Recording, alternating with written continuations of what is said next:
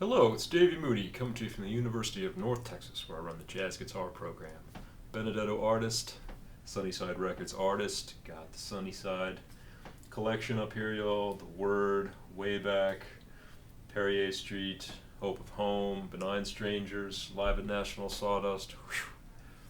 Been cranking them out, y'all. And I've got 3 Mel Bay books, including the new How to Achieve Great Jazz Phrasing.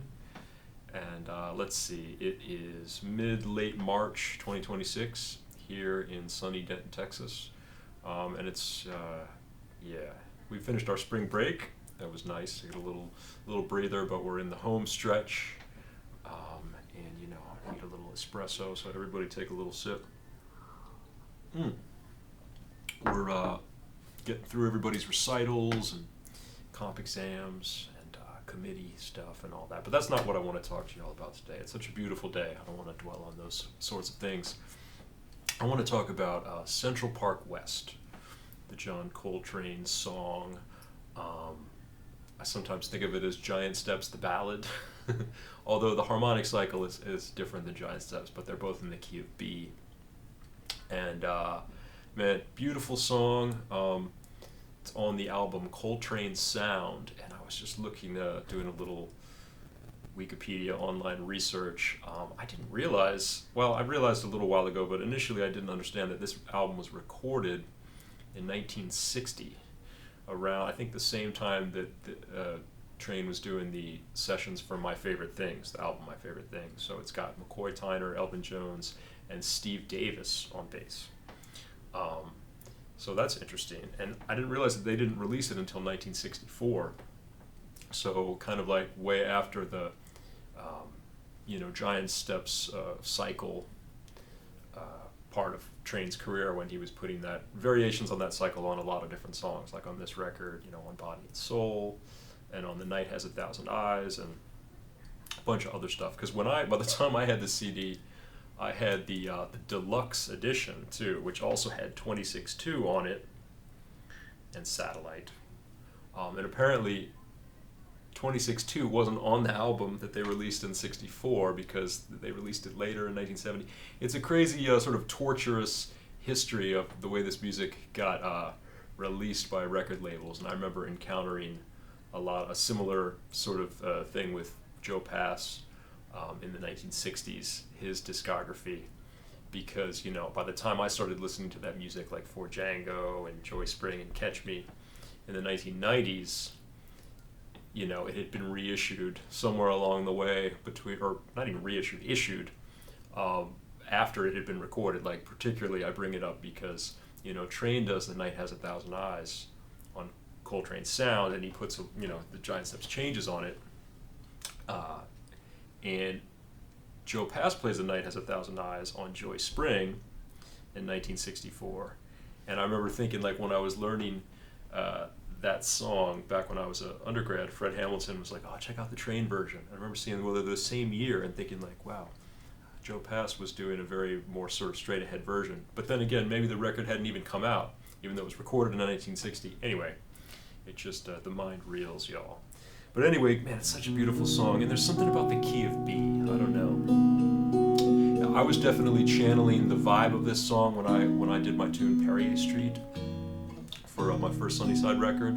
A lot of it was that key of B, and also the association with a particular street. And I was in New York over spring break with my family, and we did some of Central Park and some of the museums there on the west side. And man, that street, there's something about, like, when you walk down Central Park West and you see park on one side and all the super nice apartments, buildings and older buildings, and it's just got a vibe. And that song always kind of runs through my head when I'm walking down Central Park West, which I don't get to do very often. But anyway, all right, enough about that. Let's talk about the harmonic and melodic stuff going on in this tune. So you have,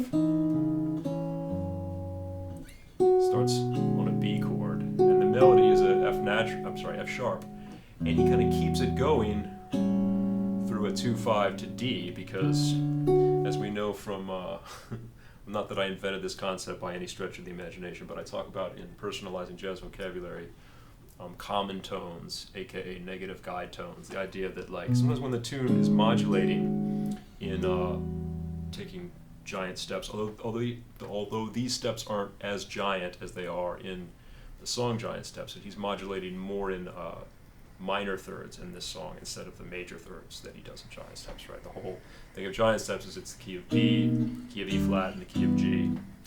And this song is a key of B, key of D, key of A flat, and key of F. But again, that F sharp, the note F sharp, will take you through the 2-5 to D major, and then to go to A flat is the next thing. He actually, it's interesting, the melody ascends in whole steps. So you have, so the melody is still ringing from here, and then you have, it's kind of interesting. So a 2-5 to key of A flat, and then 2-5 to F, and then the 2-5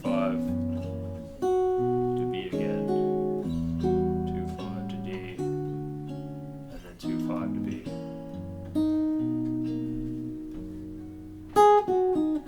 And there's this beautiful little, just like kind of B pedal. Reminds me of Naima a little bit, especially the last bit of Naima.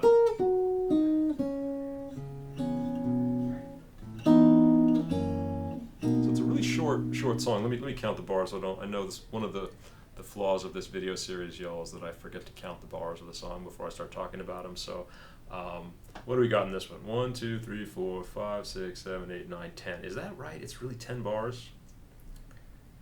Yeah, that's so interesting because I sort of don't experience the song. It wouldn't have occurred to me as being a 10-bar song, but yeah, that's really interesting because it feels very natural to me. It was interesting. I hadn't played this song in a while, and I was just recording the takes for this video, and I was able to internalize and memorize it really quick. And yeah, that's because it's not that long, doesn't have that many chords, but also it just sort of feels natural, logical in a way. But yeah, so when I'm improvising on it, I mean, the tempo is very kind, so it's not a super slow ballad. I'd say it's a walking ballad, like you're walking down Central Park West, maybe. And I just kind of, I play this as 2 5s, but I do try to take advantage of the common tones from time to time, like, so for instance, like in the melody,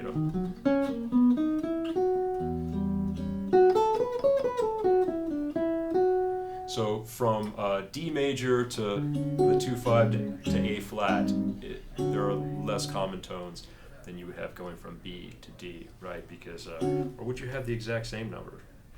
No, I'm sorry, it's because, oh man, it's funny, this stuff occurs to me like in the moment, because, right, it's not totally moving in minor thirds consistently, right? So you have, it goes from B to D, but then it goes to A flat, and then it goes to F.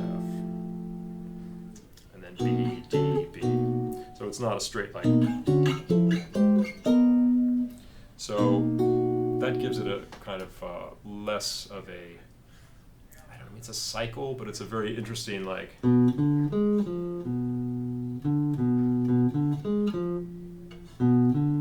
right, that's the bass motion of the key centers. Somebody's playing up there. So yeah, I'm sorry, where was I? So yeah, to get from B to D to D major, you have like F sharp as a common tone, you have B, you have C sharp, so you have a lot of notes that can like,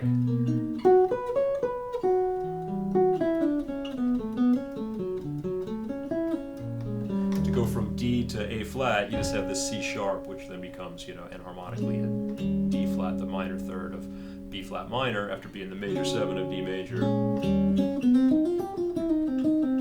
And then to go from A flat to F, you have like G, B flat, C, F. You've got a lot of notes that can help you.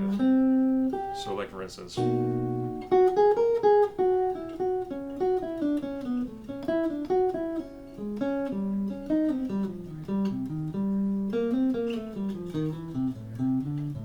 to get from F to B, what have you got? You see, I guess you got E technically, you got B flat.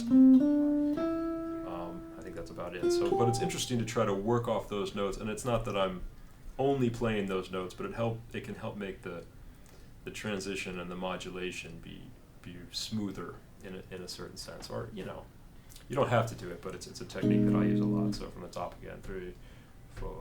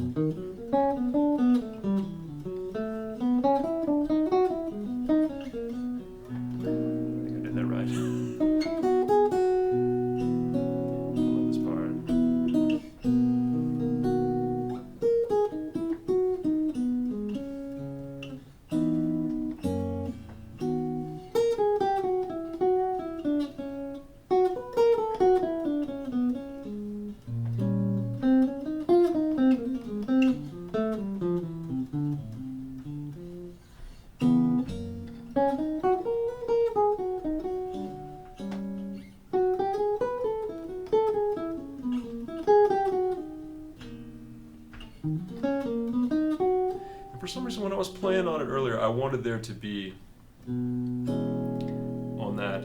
So there's the pedal thing for the last 4 bars, right? Where you have B major, and then kind of like a C sharp minor over B. I wanted there to be a G natural on that measure. For some reason, I was hearing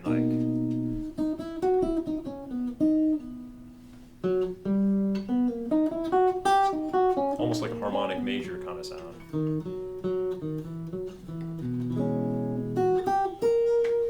Maybe diminished, kind of sound of like maybe an E flat triad on top of that.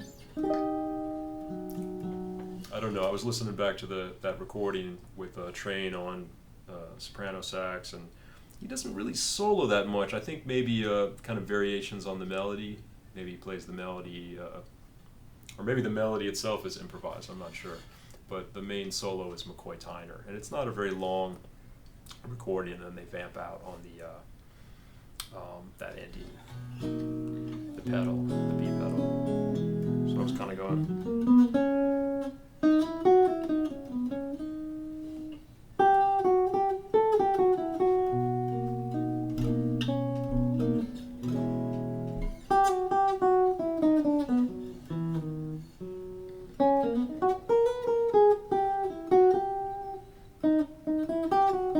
Now it's reminding me of this is almost totally unrelated, but well, not totally unrelated, but that Matheny outro on 2 for the Road from the album Beyond the Missouri Sky. I'm sure you guys know all about that, where it's almost a similar thing in that he kind of plays 1 and then a sort of like Phrygian 5 chord. I think that's what I'm kind of hearing for some reason when I was improvising on this song.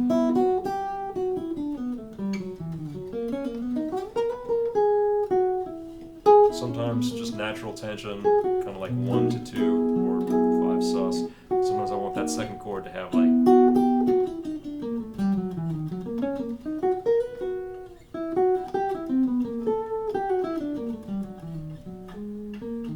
Anyway, beautiful song, y'all. Really has a vibe, and I was channeling this when I wrote Perrier Street. So I'll play a few choruses on it, and check out Coltrane's Sound, one of his greatest records. So many good songs on that album. Great performances. Central Park West. Hope you dig it.